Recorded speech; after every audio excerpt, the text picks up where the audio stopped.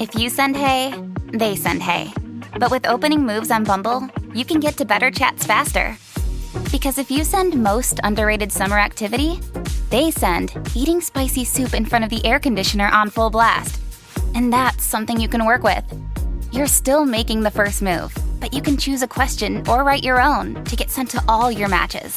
So you can relax and see what they come back with. Download Bumble and try it for yourself. Hey, it's me, the Quenchies. I'm that late afternoon craving you just can't shake. Wait, what's that? Welch's Grape Aid? No! Made with real fruit and no added sugar, nothing answers the call of the Quenchies like Grape Aid. Got the Quenchies? Grab a Grape Aid in your juice aisle.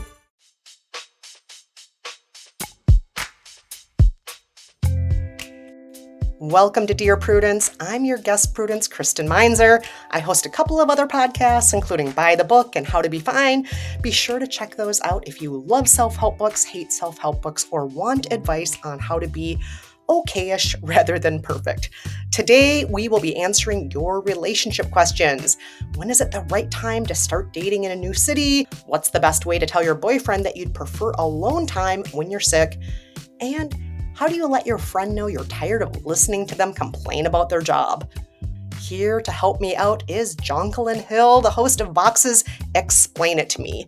JQ's expansive media career has also included creating and hosting WAMU's Through the Cracks podcast and serving as senior producer at Vox, WAMU, and NPR's 1A.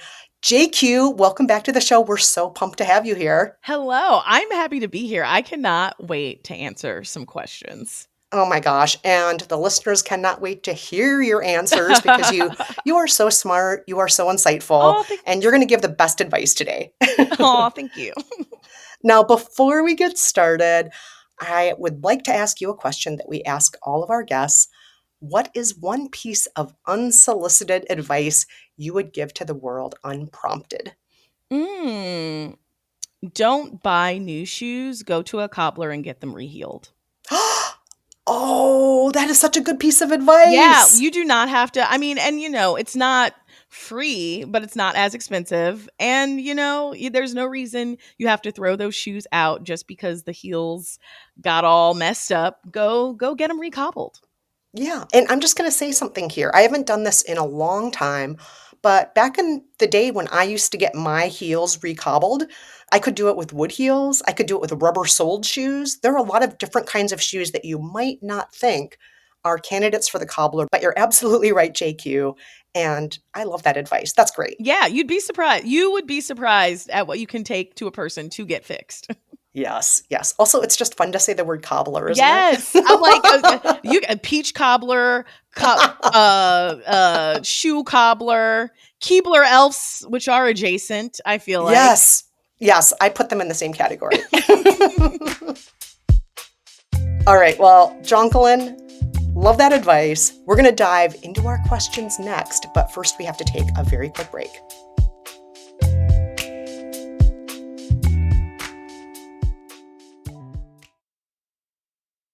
The holiday season is here. Have you thought about a gift for yourself this year? One that has the power to help you grow, learn, and become a better version of you? Give yourself the gift of language by getting Babbel. With quick 10-minute lessons handcrafted by over 200 language experts, Babbel gets you speaking a new language in 3 weeks. Babbel's tips and tools are inspired by the real-life stuff you'll actually need when you're talking to people, whether you're traveling or bridging the language gap with a family member. With a focus on conversation, you'll be ready to talk wherever you go.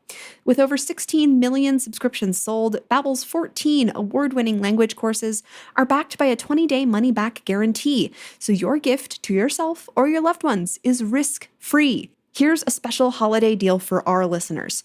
Right now, get up to 60% off your Babbel subscription, but only for our listeners at babbel.com/Prudie. Get up to 60% off at babbel.com/Prudie, spelled BABBEL.com/PRUDIE. Rules and restrictions may apply. This podcast is brought to you by Progressive Insurance. Do you ever think about switching insurance companies to see if you could save some cash? Progressive makes it easy. Just drop in some details about yourself and see if you're eligible to save money when you bundle your home and auto policies. The process only takes minutes, and it could mean hundreds more in your pocket. Visit progressive.com after this episode to see if you could save. Progressive Casualty Insurance Company and Affiliates. Potential savings will vary. Not available in all states. Hey everyone, we're back and you're listening to Dear Prudence.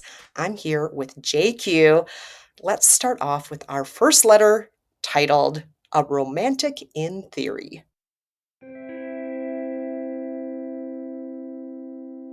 How do people know if they're not dating for the right reasons? I haven't been in a romantic relationship before, but I'd like to be someday. Fortunately, I haven't had negative experiences on dating apps, just not very fruitful ones, but I do try and appreciate briefly spending time with someone new. So, I stopped dating around the time that some big life changes happened. I graduated college and I moved in with my family to job search, but I'm wondering if part of why I gave up, at least temporarily, on finding someone I'm compatible with is because my dating pool feels small, even if my city isn't. I'm queer and not technically out to my family. I'm interested in non-monogamy and kink, but not polyamory. I mask in high-traffic public spaces, and I'm looking for the same. And I likely don't want kids. Essentially, how do I know if it's just not the right time in my life to date, or if I may be holding myself back from happiness? Oh, letter writer, thank you so much for this letter. I love that you're asking these questions. I love going into the romantic world thoughtfully. I love the idea of saying to yourself, is it the right time, as opposed to just doing it because supposedly this is the time in life to date? These are all great questions to ask, but let's get to some answers. JQ, let's start with you. What are your thoughts on this letter? Wow. Okay, so I read this letter and I have a lot of thoughts because I feel like it's asking a lot of questions at once. But as far as it being the right time in life to date, the thing is, there's no such thing as a right or a wrong time. You kind of have to go with your gut and what you feel. And I understand getting overwhelmed by the dating scene. I go back and forth between deleting the apps and reinstalling them. But the way I think about it is, does the idea of going out sound fun? If not, okay, it's a good time to date. If it doesn't, it's okay to just kind of kick it at home that night. Yeah, I totally agree with that. And as far as the idea, are there wrong reasons to date? I can only think of two wrong reasons to date. One, because you're a really bitter person who needs to take it out on other people. And some people do that. I don't think that's a good reason to date because you're trying to take something out on your ex-boyfriend or your cheating spouse, whatever. Those are not good reasons to date. Also, I don't think it's a good reason to date because you feel like you have to. And this gets back to what you were saying, JQ. If you want to, that's a great reason to date. If you feel like this burden, that's not a good reason to date. That's not a good reason at all. As far as actually finding people who are compatible with you, though, I also just want to touch on that because it sounds like you're concerned, letter writer, that there just aren't enough people like you in the world. And I'm going to say right here and now, lots of people are like you in the world. And if they're not just like you, they probably are going to be wild about you. So there are lots of people in the world, including myself, who still mask in high traffic public spaces. That's not too much to ask for. There are lots of people who don't want kids. And also, there are lots of people who want non-monogamy. That being said, I would urge you, letter writer, to maybe be more clear with yourself and maybe with your potential dates about what non-monogamy means to you, because you're saying, I don't want polyamory, I want non-monogamy.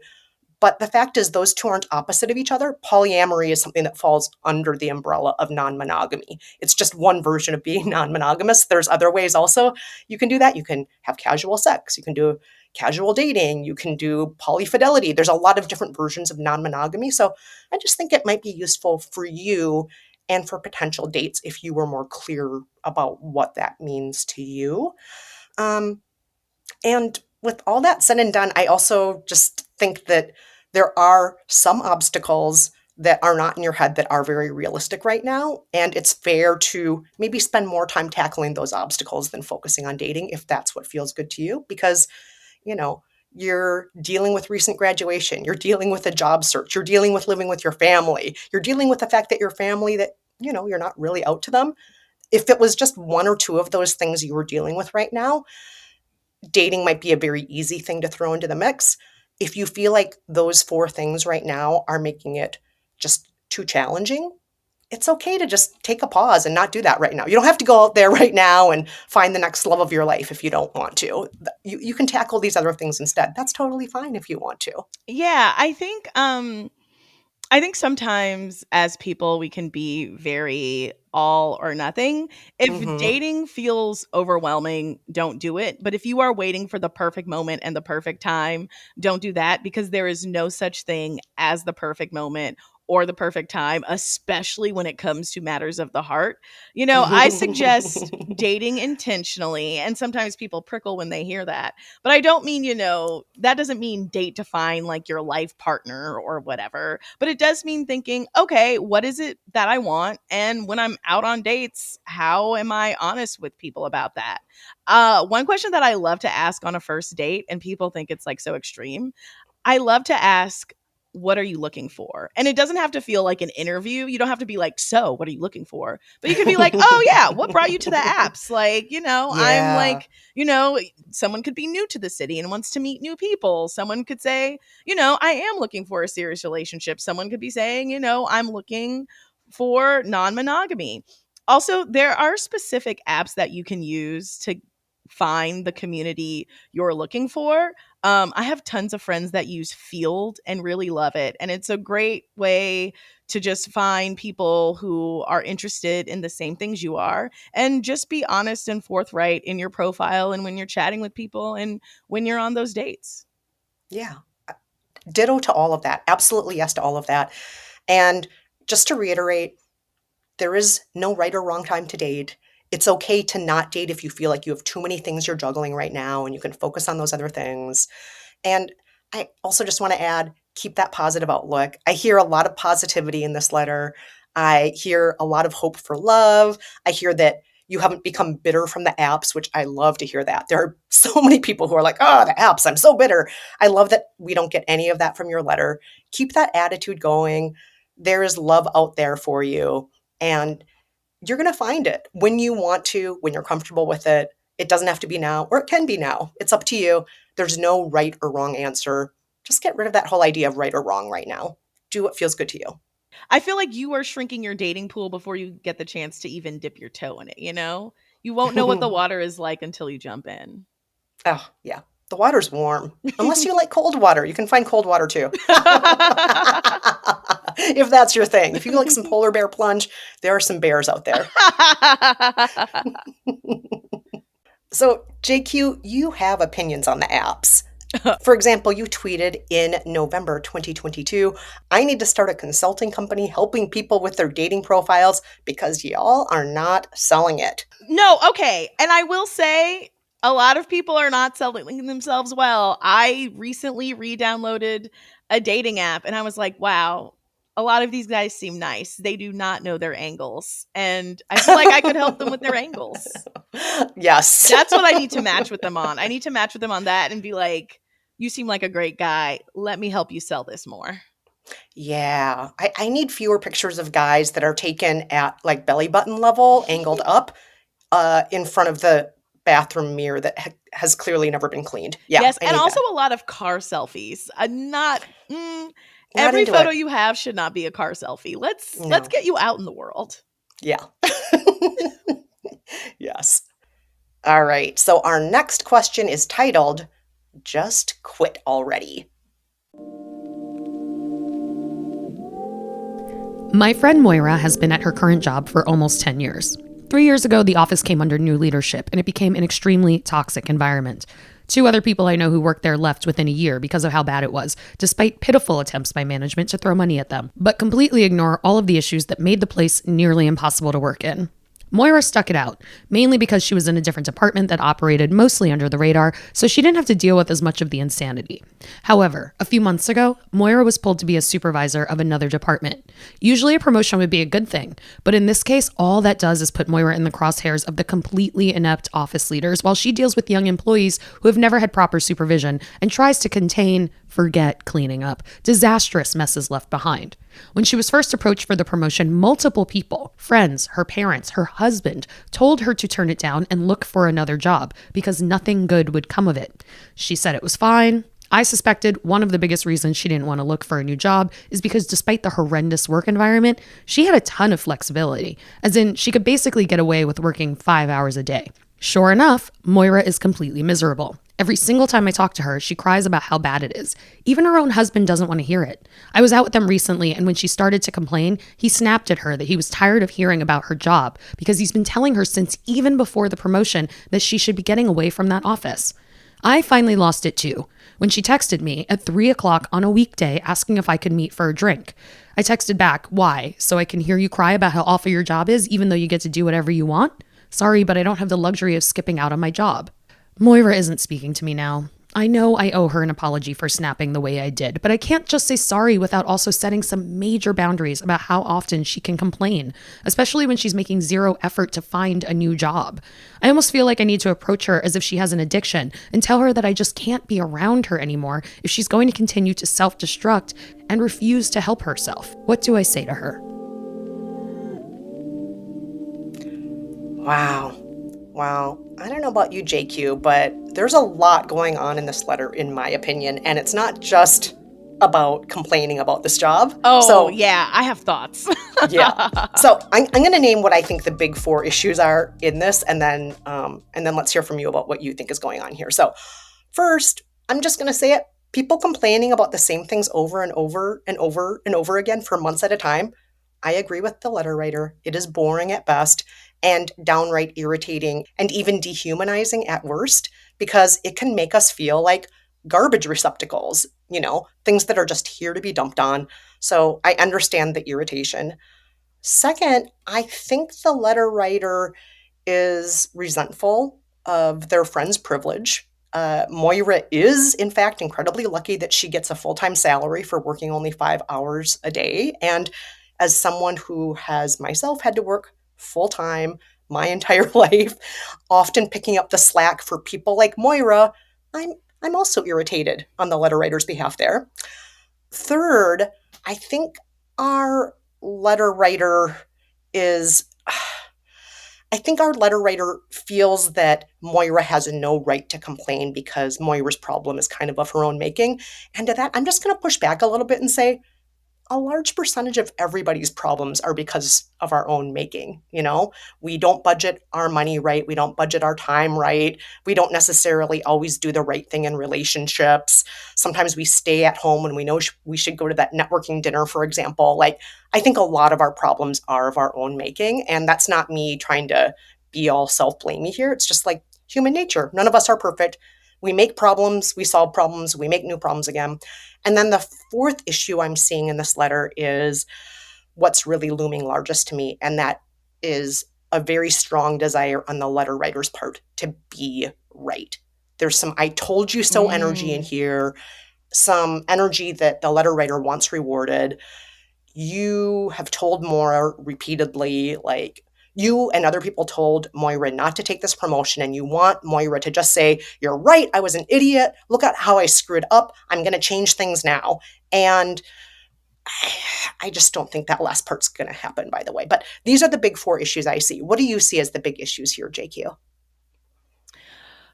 Okay, there are several. And the thing is, I know what the letter writer needs to say to Moira to sort of fix this. But first, we have to address something. And letter writer, I hate to say it, but you did bring a lot of hateration to this dancery. Yeah. I can tell how irritated you are. You are annoyed that your friend works less than you, can grab a drink in the middle of the day. And also, judging by the fact that she's at a company where they can throw money at the problem, she's probably making some pretty sweet money. And that is probably also annoying. That would also get on my nerves. That being said, You should not have blown up on her like that. You are right in that you have to apologize. Because Yeah. it's just the way you went about it. You just gotta be a little more tactful. That being said, you should apologize. And when you do, in person is great. Like, hey, do you want to grab a coffee? Do you want to go for a walk? Anything like that. I think apologize. And then after that, say, I've been here with you as you've been going through these ups and downs with the job.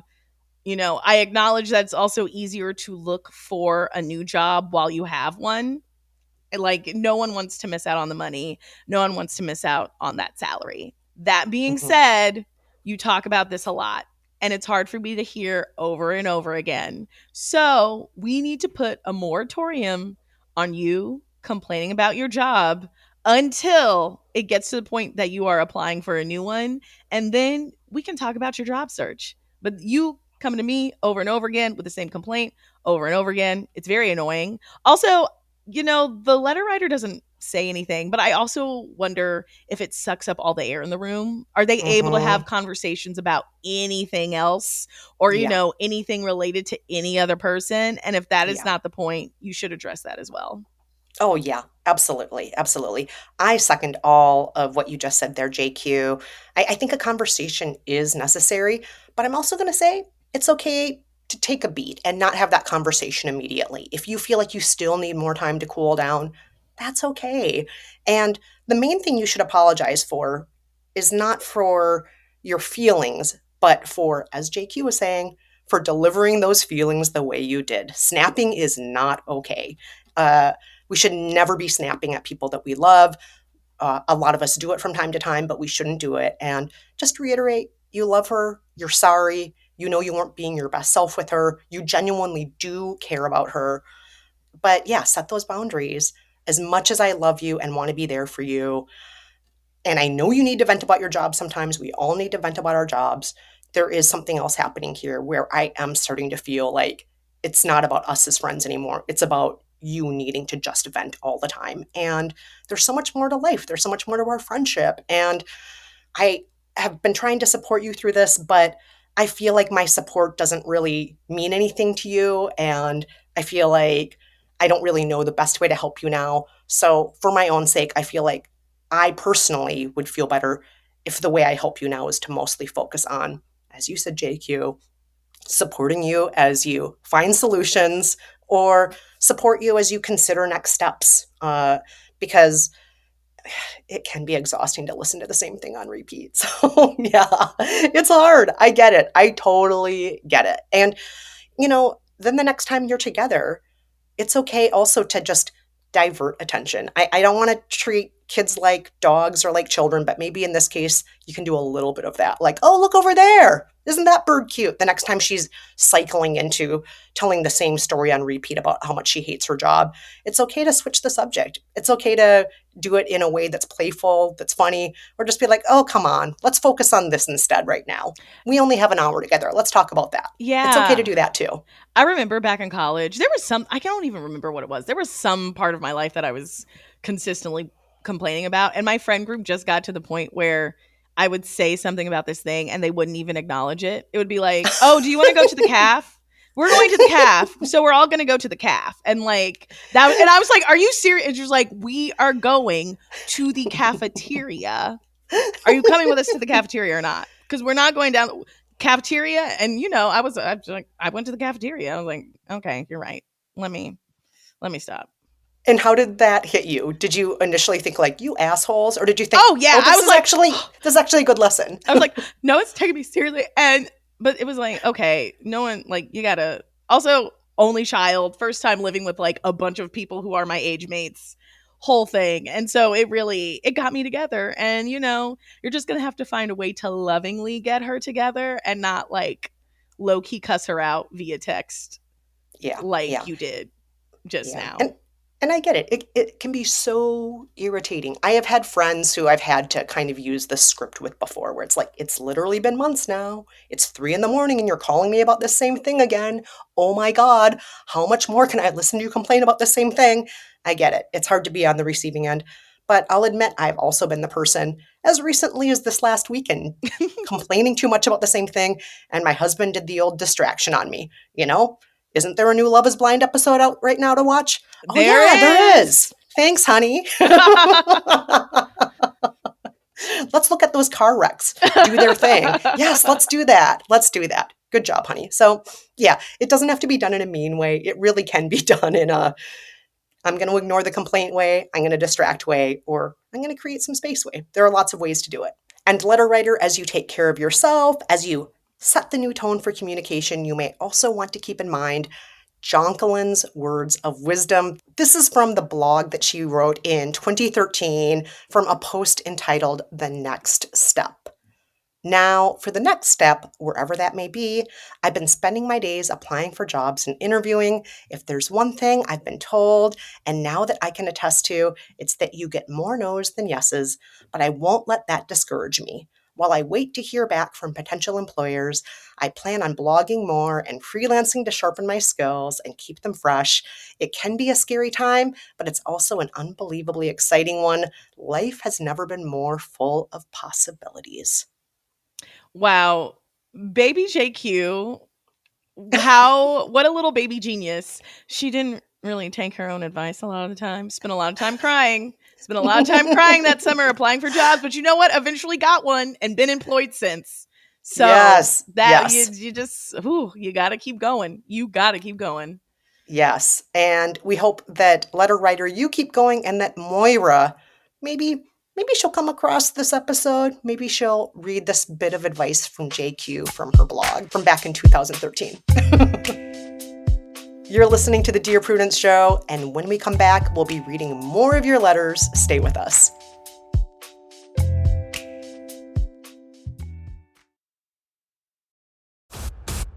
This episode is brought to you by National Geographic, presenting its new documentary film, Endurance. Follow the greatest survival story ever told, unpacking the legendary feat of polar explorer Sir Ernest Shackleton, who kept his crew alive for over a year, despite losing their ship in frigid pack ice. Over a century later, a team of modern-day explorers set out to find the sunken ship. Endurance, now streaming on Hulu and Disney+. At Se'era, discover top workout gear at incredible prices, which might lead to another discovery. Your headphones haven't been connected this whole time. Awkward. Discover top brands at unexpectedly low prices. Se'era, let's get moving. Welcome back to Dear Prudence. I'm here with my guest, JQ Hill, to answer your letters. And the next one is titled, Can You Just Pretend It's COVID? When I'm sick, I want to be alone as much as I can until I get better.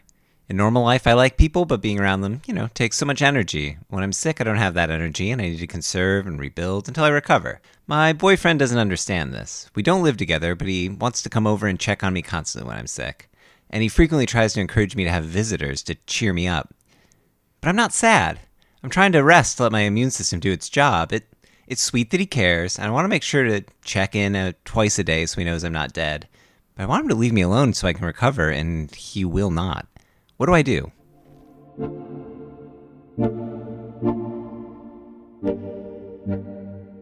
Oh, letter writer. JQ, what kind of sick person are you? Are you the kind of sick person who needs to just be left alone like this letter writer? Or are you like the letter writer's boyfriend where you like a little bit of cheering up and some visitors? What kind are you? When I'm sick, there's only one person that needs to be around me, and that's my mom. And if she can't be around me, everyone else needs to get away from me. Like, for me, getting sick is specifically I want my mommy activity. And if you are not, I'll give it to dad too. Dad can also intervene. Maybe an auntie, but like those are the only people that are allowed to bring me Gatorade when I am sick.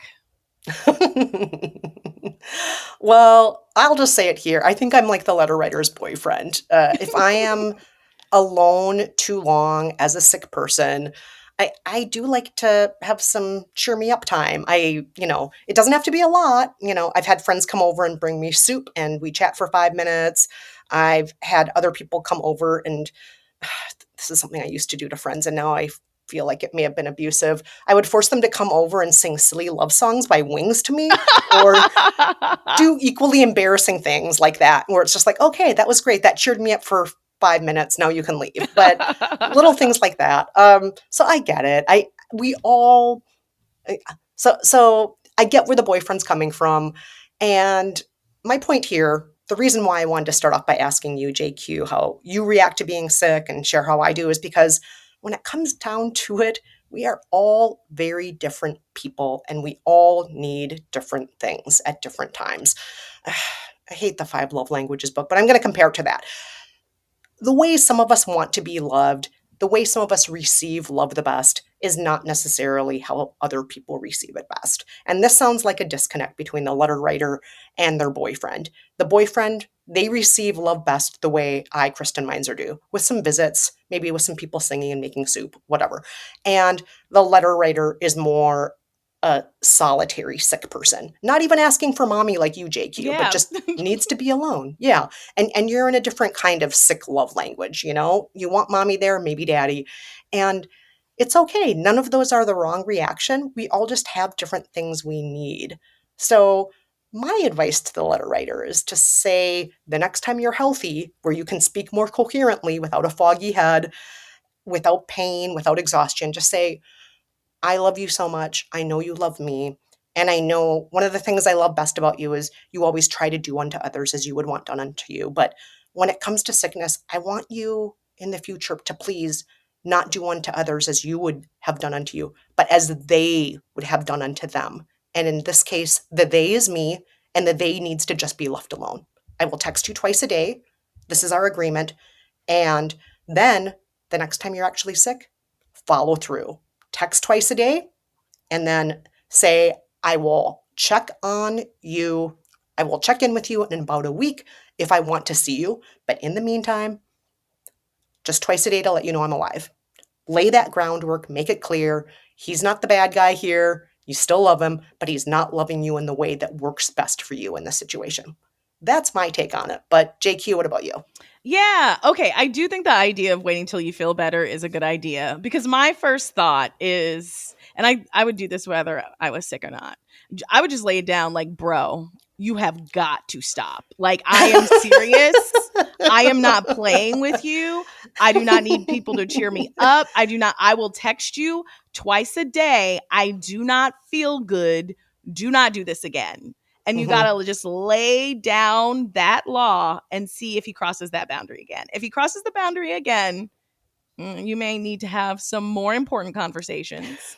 I would, so it's not a red flag, but to me it is a little bit of a light pink flag. It looks like, just judging from context clues, I think this relationship is on the newer side. You know, they don't live together. It's not like he has a key to, you know, their apartment. And, you know, you're kind of just now explaining to each other what it's like when you're sick. And there's like a grace period. You got to learn each other. That being said, it's probably fine. He will probably listen to you, take it to heart, and apply these lessons to other things. But also keep in mind, are there other things that I say, hey, I want this way, and he does it his way? Just stay aware of it, because it could be nothing, but it also could be something. And just be like, just take a step back and be like, all right, let me look at this. If this pops up again, then I'll start thinking about it a little harder. Yeah. Yeah. I think all of that is really, really fair. And, you know, I also got the impression that this is a newer relationship, and this is the time to set expectations. This is the time to teach people how to treat you. And he may have been taught to treat people in a different way by his last partner. He may be trying to meet needs that aren't your needs. Or again, he might be trying to meet your needs the way he likes to be met when he has needs. So I'm going to give him the benefit of the doubt and say, he's not trying to be a bad guy here, but just communicate. This is easy. Or maybe it's not easy, but like, it's not a huge life-changing fix to have this conversation. It really is something you can meet with love and just say, we have different expectations. No one's a bad guy here. And I believe you can do this. Also, I'm sorry you've been sick. Being sick sucks. And I hope that you feel better soon. Yeah. I think a good thing to keep in mind is, okay, then he has a different sick love language. So when he is sick, girl, you better be over there with some soup. Yes. You gotta you know, the same way you need certain things, he needs certain things. So also be Yes. prepared. You are going to be doing some cheering up if this man ever gets a cold in front of you.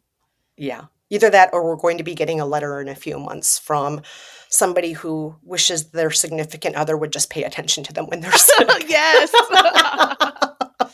I do so much when they're sick. Why won't they do the same for me? We all love differently, right? Exactly. I think another thing that's really important to acknowledge is like, yes, it's about feeling, but depending on how sick you are, what's going on with your body, you may just not be able to physically engage. And I think that's something to really keep in mind when someone says, hey, not right now. Yeah.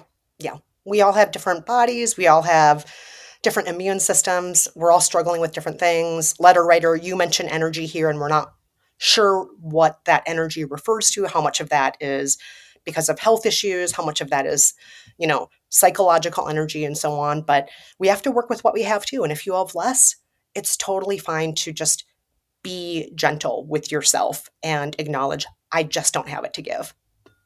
All right. Well, those are all the questions we have for this week. It has been so fun and hopefully helpful for all of you out there. Thank you so much, JQ. I've had so much fun with you today. Yeah. Can you let our listeners know where they can get more of you?